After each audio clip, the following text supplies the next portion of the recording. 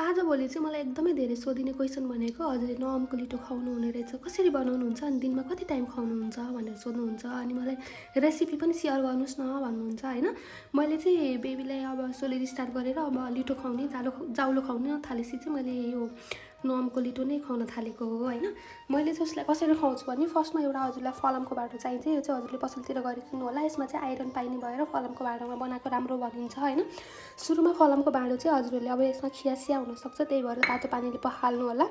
त्यसपछि हजुरलाई चिसो पानी चाहिन्छ। चिसो पानीमा चाहिँ यो लिटो राम्रोसँग फिटिन्छ क्या, त्यो डल्लो डल्लो बसिँदैन। अनि हजुरलाई चाहिँ डक्टरले नि खजुर चाहिँ हजुरले स्वादअनुसार हो। डक्टरले चाहिँ मलाई यो गिलोवाला खजुर एक भागको आधी यति जति चाहिँ खुवायो भने उसलाई कन्स्टिपेसनमा सजिलो हुन्छ भन्नुभएर मैले चाहिँ लिटोमा हालेर दिने गरेको छु क्या। यो चाहिँ अब स्वादअनुसार हो, यो अप्सनल हो, यो चाहिन्छ भन्ने जरुरत छैन।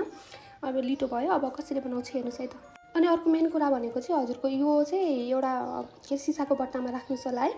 त्यो यत्तिकै नराख्नु होला, लिगिसकेपछि सजिलो हुन्छ क्या त्यस्तो गर्नलाई चाहिँ। यसमा पनि ठिकै छ, यसमा जिप लक छ, केही फरक त पर्दैन। त्यही पनि सिसाको भाँडामा राखेको चाहिँ झन् सेफ हो नि त, त्यही भएर आफ्नो बेबीले कति खान्छन् त्यही अनुसारको लिनुहोस्। अनि यो चिसो पानीमा यसरी घोलिदिनुहोस् है।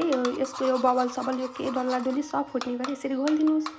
अनि यो भाँडो ग्यासमा बसालेर यसलाई पाक्न छोडिदिनुहोस् 1-2 मिनट। यो अलरेडी पाकिसकेको हुन्छ, त्यही पनि अब घरमै छौँ भने चाहिँ यसलाई अब पकाएर दिएको बेस्ट है। नत्र ट्राभल गर्दाखेरि हजुरहरूले तातो पानीमा हालेर दिन पनि सक्नुहुन्छ है त।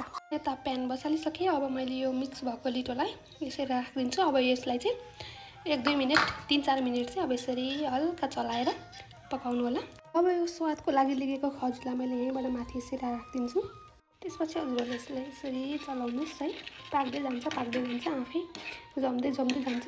अब यसरी पाकिसकेपछि चाहिँ यो खानुको लागि रेडी भयो। अब सेलाएर चाहिँ बेबीलाई दिन सक्नुहुनेछ।